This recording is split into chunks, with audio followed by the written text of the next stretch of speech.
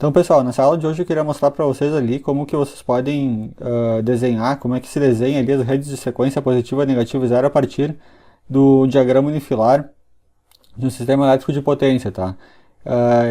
Essa habilidade ali é interessante ali que se tenha, né, para conseguir resolver problemas de curto-circuito em sistema elétrico de potência, né?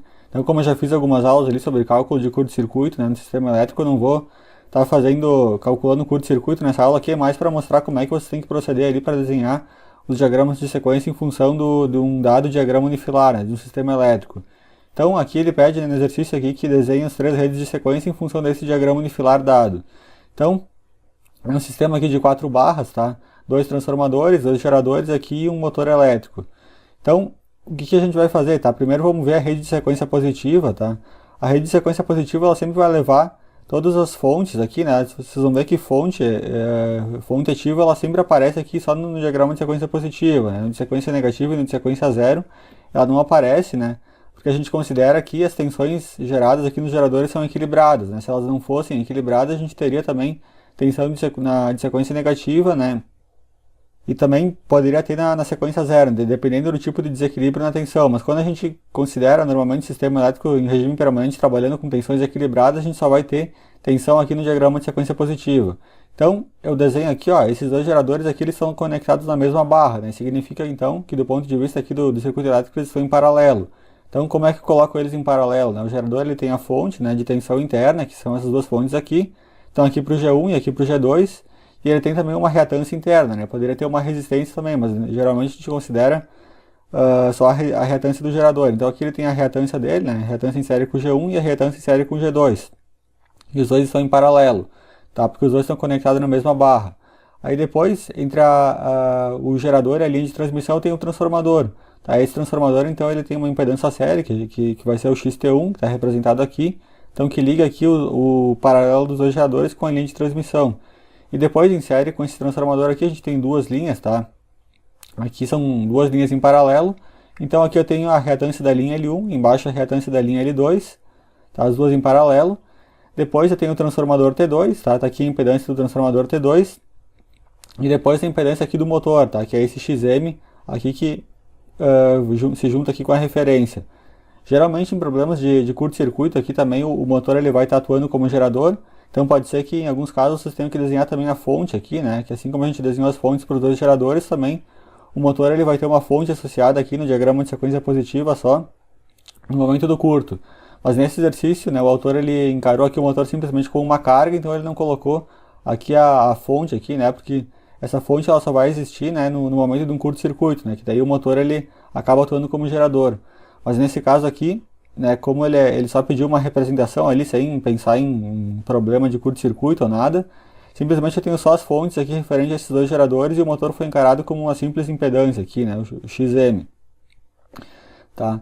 No diagrama de sequência positiva e também no de sequência negativa, todos os elementos eles vão estar ligados à linha de referência. Né? A linha de referência é sempre essa linha aqui, ó, que está aqui embaixo, que liga que liga, por exemplo, o negativo das fontes aqui, né? Então isso daqui vira uma referência, né?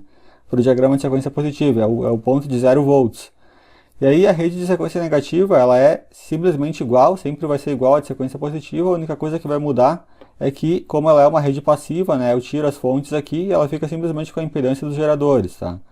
E também a gente sabe, né, que da teoria lá, dos ensaios ali de componentes simétricas, que as impedâncias aí das linhas de transmissão e dos transformadores, elas são iguais, né, tanto de sequência positiva como de sequência negativa. Agora a do gerador ela é diferente, né? Às vezes é uma diferença muito pequena, inclusive em problemas de curto-circuito, muitas vezes os livros consideram a impedância de sequência negativa igual à de sequência positiva, mas se tu fizer insight vai ver que é diferente, né? Então o XG1 aqui, de sequência positiva, ele aparece aqui também para o G1, agora na sequência negativa, aqui para o G2, então percebam que é exatamente a mesma rede de cima, a gente só tira aqui as fontes, né? Então fica uma rede passiva. E por último tem o diagrama de sequência zero, né, que esse a gente tem que prestar atenção como é que a gente desenha. Tá?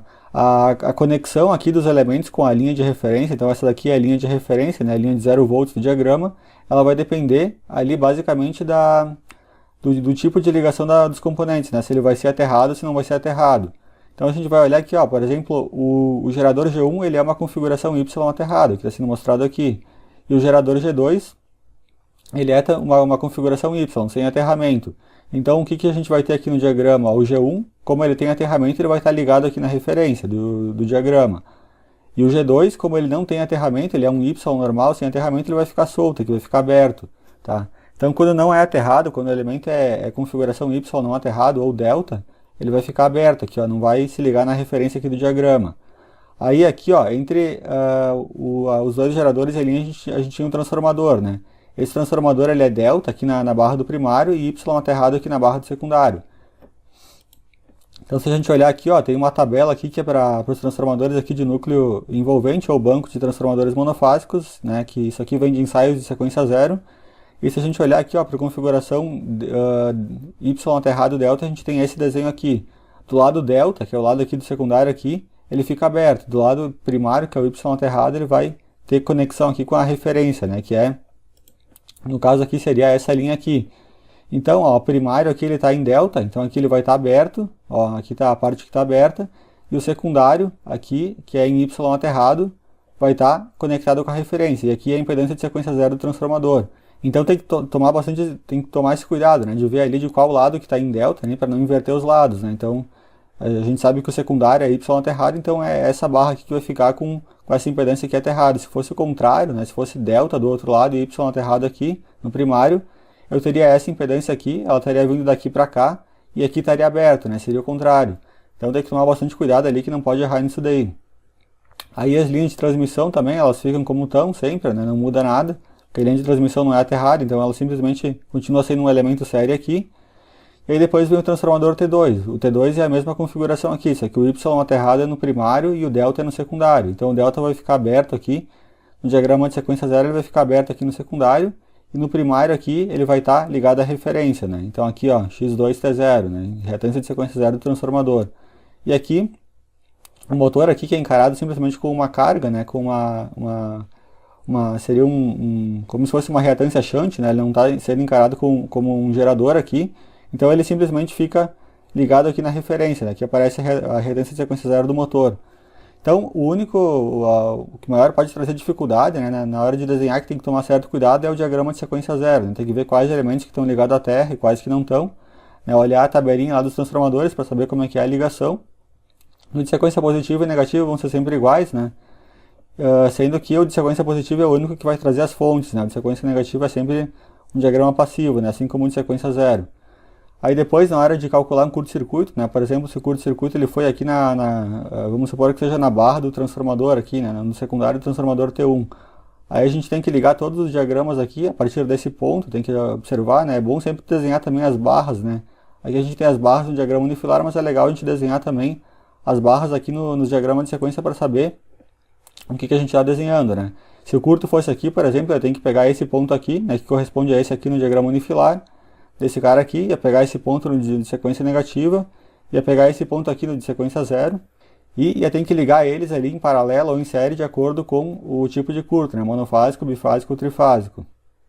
Outro exercício aqui do livro, tá, pessoal? Esse aqui dessa vez ele pede só para desenhar a rede de sequência zero, tá? Então ele dá esse diagrama unifilar aqui e pede para desenhar só a rede de sequência zero. Então a gente vê aqui, ó, que o gerador aqui ligado aqui, que está representado aqui, ele é com Y aterrado, então ele vai estar ligado aqui na referência do diagrama de sequência zero.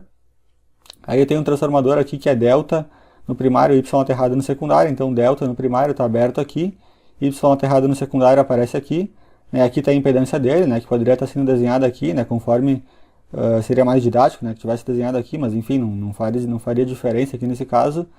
Aí depois a impedância da linha, que é essa daqui, a impedância do transformador T2, tá? Que é Y aterrado no primário, então aqui, ó, Y aterrado no primário, impedância do transformador, e delta no secundário, então aqui ele fica aberto, né? Se fosse, por exemplo, um Y aterrado e Y aterrado, eu não teria essa linha aqui, e eu teria essa daqui, né? Que teria as duas aqui, esse ponto aberto aqui teria sido ligado, né? E aqui eu tenho o motor, né? Então a impedância aqui do motor aqui sendo ligada aqui, né, na referência, porque aqui ele é encarado simplesmente como uma carga, né? E é um Y aterrado, então aqui está ligado na referência. Bom, pessoal, essa aula era isso, tá? Era mais para mostrar para vocês ali como é que se liga ali os diagramas de sequência, né, para os cálculos de curto-circuito. Se gostaram do vídeo, deixa o joinha, até a próxima aula. Obrigado a quem assistiu, valeu!